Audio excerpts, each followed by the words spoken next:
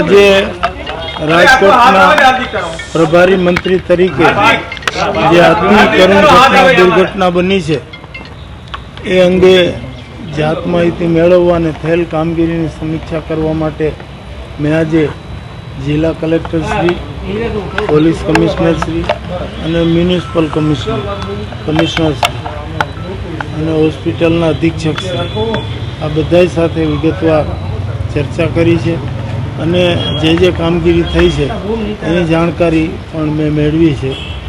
સરકારશ્રીએ આ દુર્ઘટનાને અતિ ગંભીરતાથી લીધી છે અને રાતોરાત અમારા ગૃહમંત્રી હર્ષભાઈ સંઘવી આવ્યા હતા.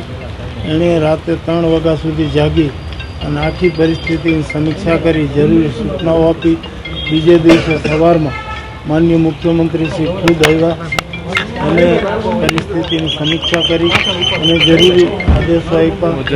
એટલે આ રીતે સરકારે ખૂબ ગંભીરતાથી આ ઘટનાને લીધી છે.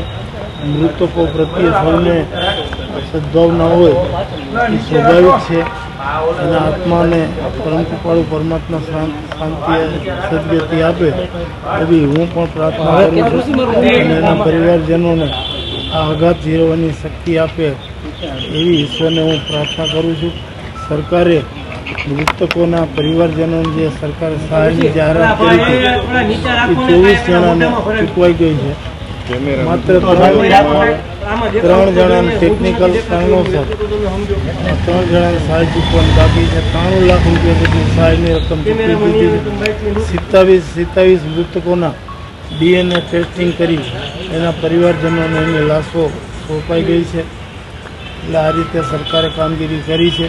સીટની રચના કરી આખા બનાવની તપાસ થશે અને જવાબદારો સામે કડકમાં કડક કાર્યવાહી કરવાની સરકારે જાહેરાત કરી છે અને જવાબદાર જે પ્રાથમિક રીતે જે લોકોની જવાબદારી હોય છે એવા લોકોને સસ્પેન્ડ કરવાનું પણ આવ્યા છે. એટલે આ રીતે સરકારે ખૂબ ગંભીરતાથી આ બનાવને લીધો છે અને અસરકારક કામગીરી સરકાર કરી.